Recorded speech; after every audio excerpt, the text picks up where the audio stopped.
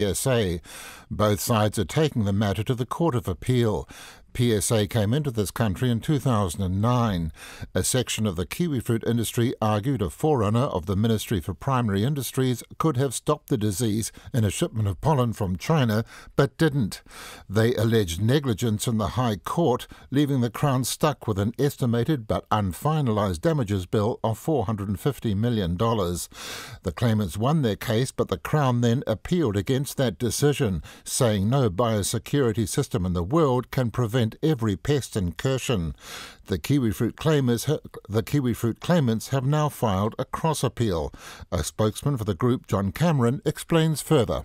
We certainly wouldn't have appealed had the Crown not, but we're appealing the decision around the duty of care owed to the Biosecurity Act and also obviously to Seeker, who was left out as a post-harvest operator. And why should Seeker be included? Because they were in the claim original class action and there was no opposal from the Crown from them being involved as a post-harvest operator within the kiwifruit claim. The figure that's been quoted is $450 million, although it's not finalised, that's an estimate. If Seeker does get included, what will that final figure be? That's going to be through the compensation clause, but it's certainly going to be considerably higher than the 450.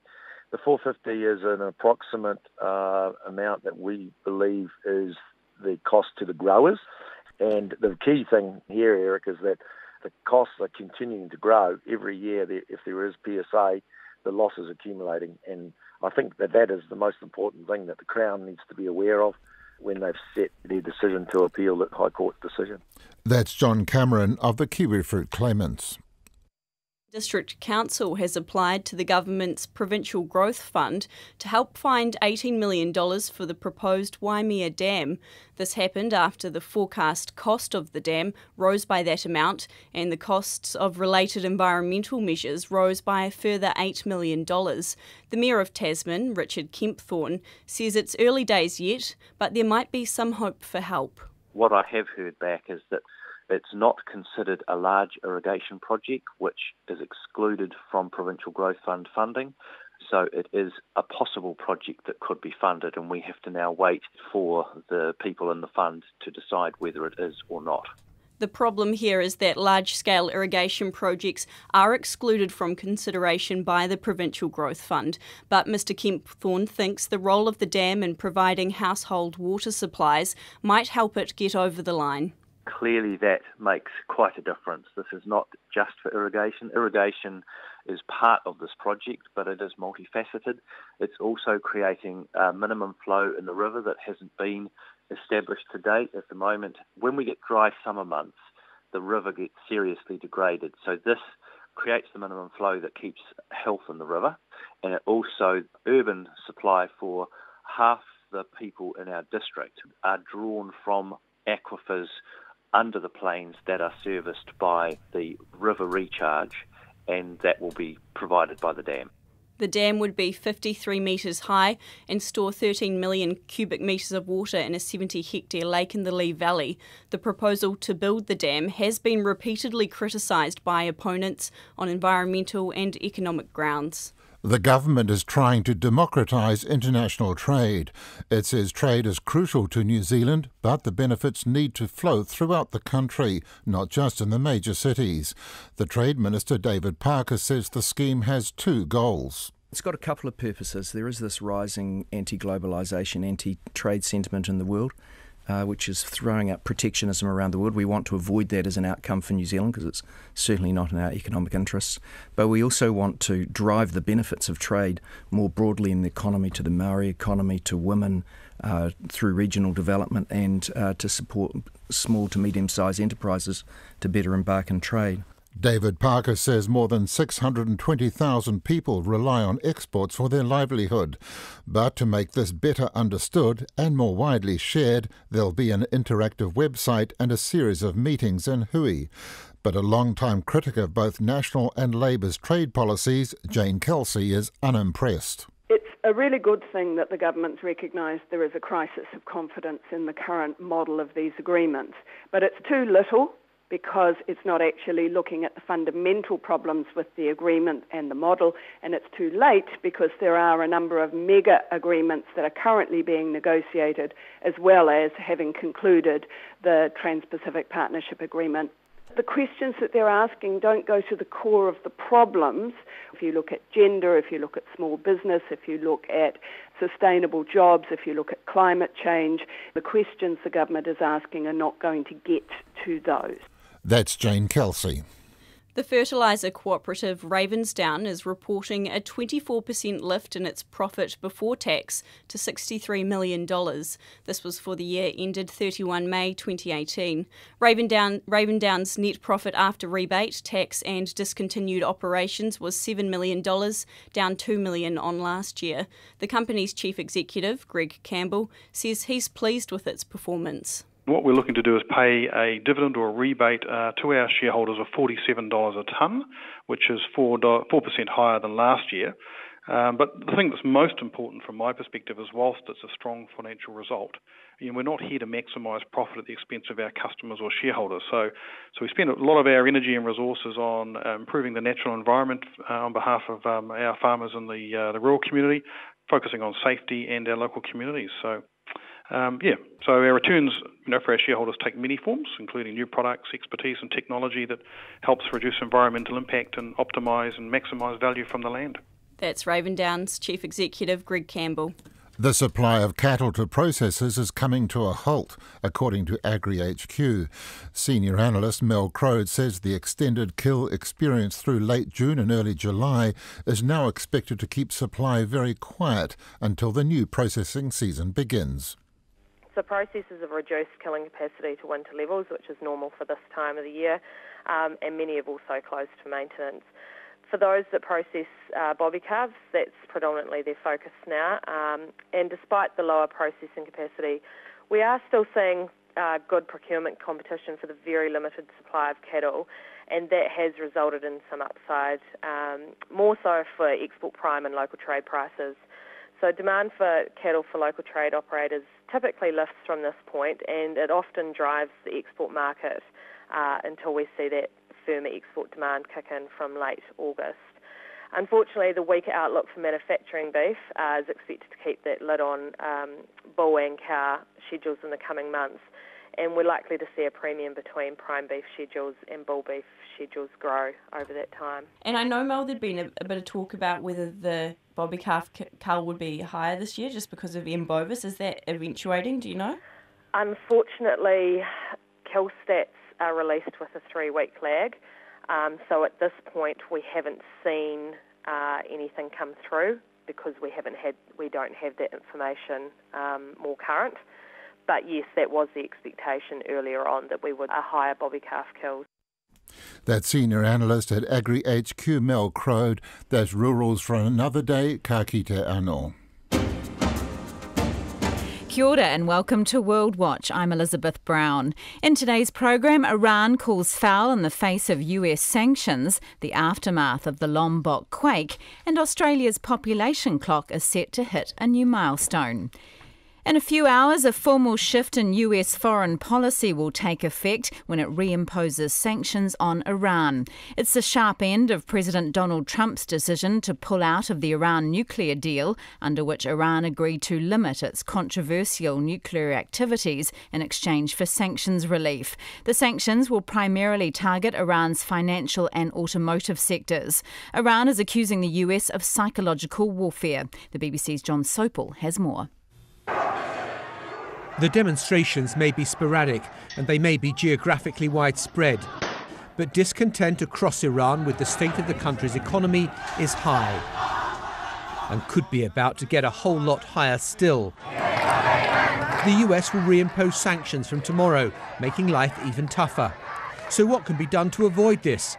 President Trump's national security advisor was characteristically blunt. They could take up the president's offer to negotiate with them, to give up their ballistic missile and nuclear weapons programs fully and really verifiably, not under the onerous terms of the Iran nuclear deal, which really are not satisfactory, to stop their support for international terrorism, to give up their military activities in the region.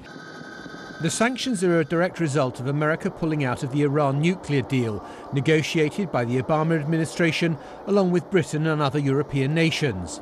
In return for halting its nuclear program for a decade, the country was promised sanctions relief. President Trump always maintained it gave Iran far too much for too little in return. So today he signed a new packet of measures, warmly welcomed by allies in the region. I praise President Trump and the American administration for the decision to impose sanctions on Iran. This is an important moment for Israel, for the US, the region and the entire world. It signifies the determination to halt Iran's regional aggression and also its ongoing plans to arm itself with nuclear weapons. It always has the same seating plan as well. All right. Afternoon, everyone. First of all, we're spending just this afternoon addressing any questions that might arise as a consequence of the announcement around the final vote by the nurses around the pay negotiations. I want to start by thanking everyone who was involved in what has been a personally important and challenging negotiation. From the outset, it became very, very clear that what was coming to the fore in the negotiation with the nurses was a 9-year period of frustration, not only on behalf of nurses and what they'd been experiencing as workers in our health system, but also a sense of frustration on what was happening on behalf of patients, on behalf of safety in the environment they were working in, and on behalf of our public health system. That's why I am hugely grateful that we eventually got to a place where the nurses have accepted the offer that has been made. Now, while I know there will be some who think we haven't gone far enough, and I understand that, this is a historic deal, both in terms of size and I would also say in terms of quality. And the importance of such deals should not be underestimated. It delivers 500 more nurses and introduces new pay steps. It is double what was offered under national, and it will see 3 pay increases for nurses over the next 18 months. It acknowledges the value of the workforce and the essential services that nurses provide, and that they deserve a safe working environment. It also accepts and demonstrates that there is more work to do, and I want to put emphasis on that. And we as a government are committed to addressing the concerns that still exist over time. As we've always said, we can't fix everything in a short period of time. There has been a huge amount of frustration and what we have seen and characterised as neglect in the health system. We are working to fix it. This is part of the first step towards that. Minister? Well, I firstly just want to thank all of those who've worked in good faith through this process. It has been a testing and challenging process, but at every stage, the DHBs, the nurses, and in a supporting role, the Ministry of Health, have engaged constructively to take the negotiations forward. It's unusual for it to take that many rounds to get an accepted offer when the nurses organisation recommended the offer. But the parties continued to engage constructively, and I echo the sentiments of the Prime Minister about the frustration from the years of neglect which came through yet time and time again in the conversations that I've been party to. I want to thank the staff also in the DHBs, the nurses and others who've worked during that period of underinvestment in the health sector, because they've continued to provide an exceptional service, and that is a tribute to their professionalism to continue to contribute that service over time.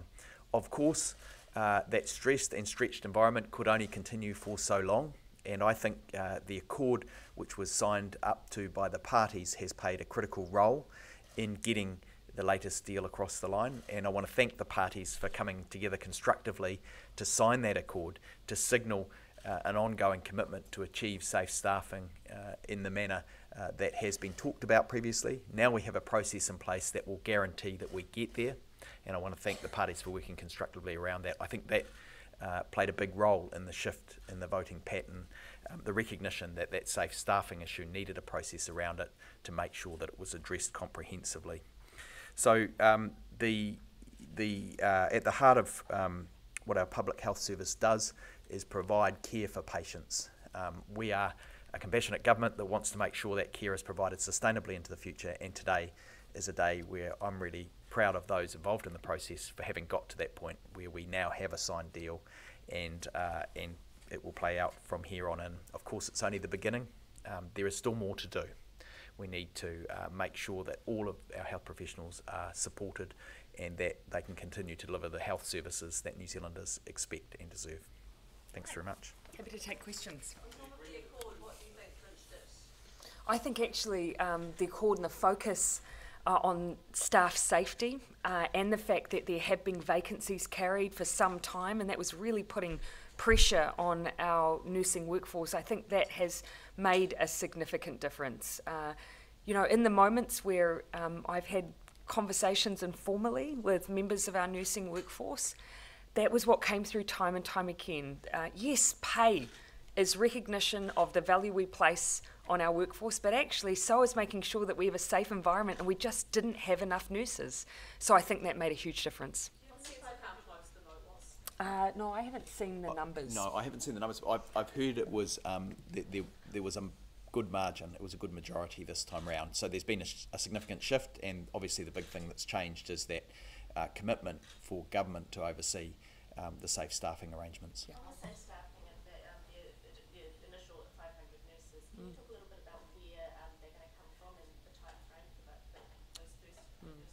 I'm happy to speak to that. So the accord lays out a process which will see focus on retaining nurses, on attracting nurses back to the workforce, but also opens up conversations about whether we in future make sure that there's a guaranteed training place for every nurse that completes their formal education, just as we have currently for doctors who go through training. I think those conversations are likely to be constructive.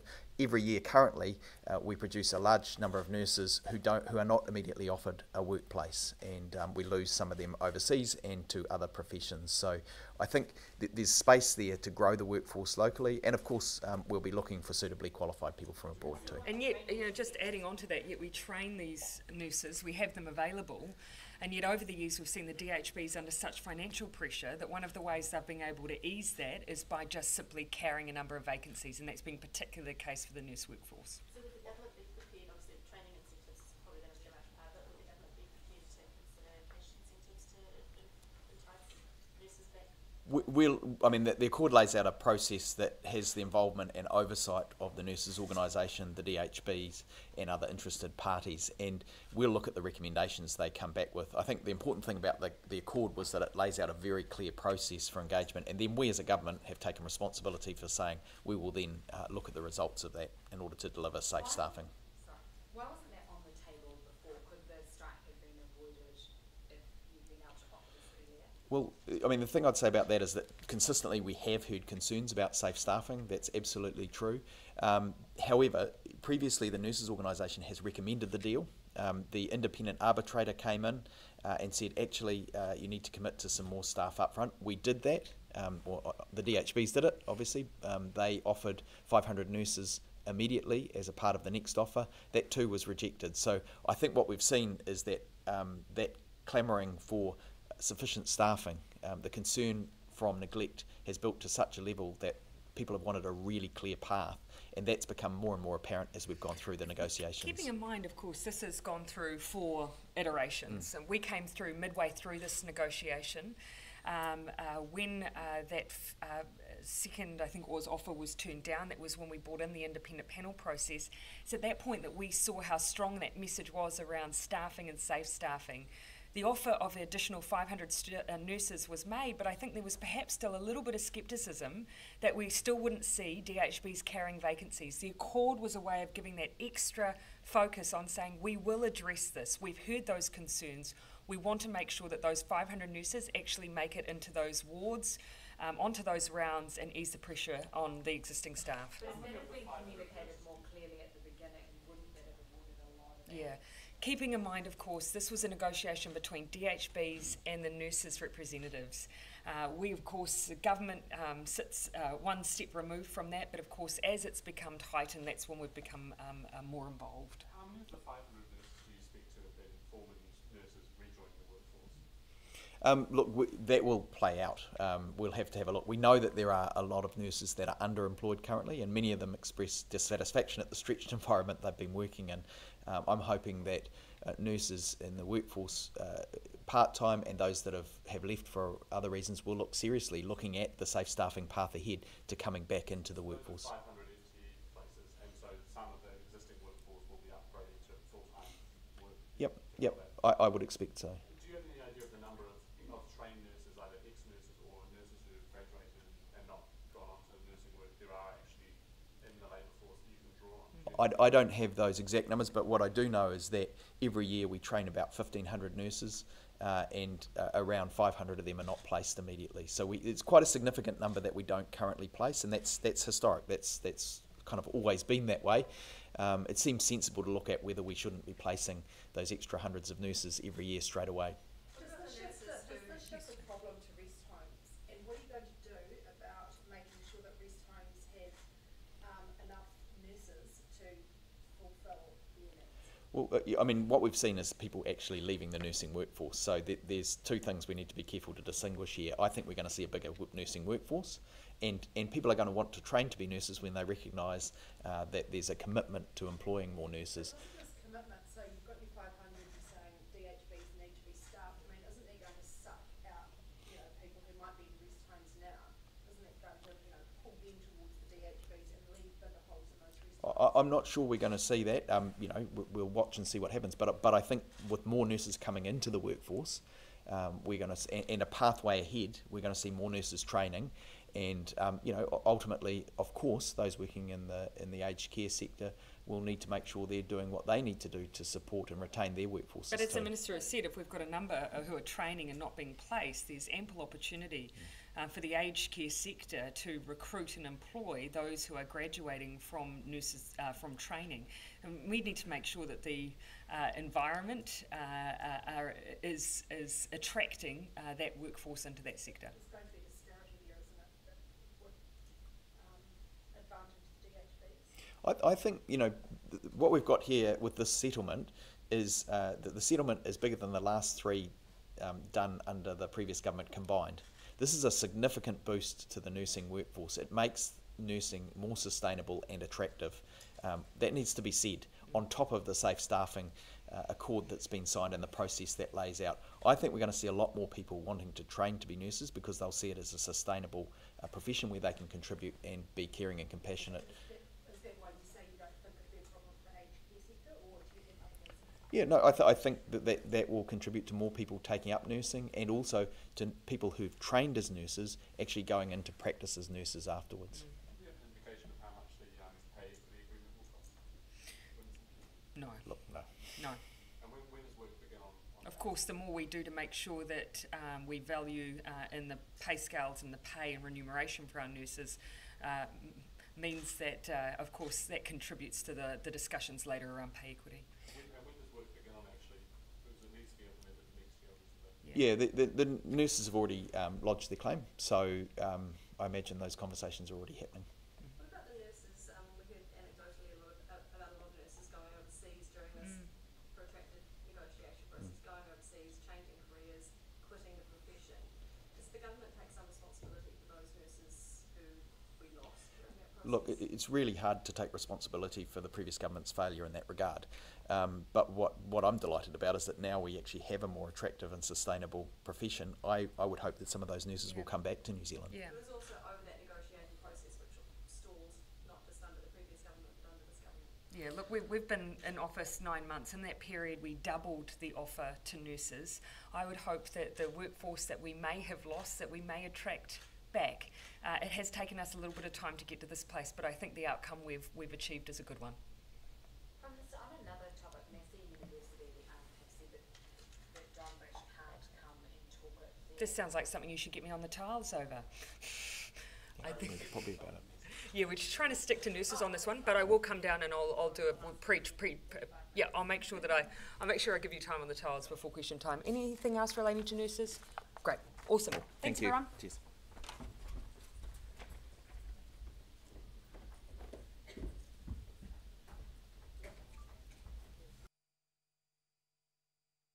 RNZ News at 1. Kia ora, good afternoon. Ko Katrina Batt and DNA.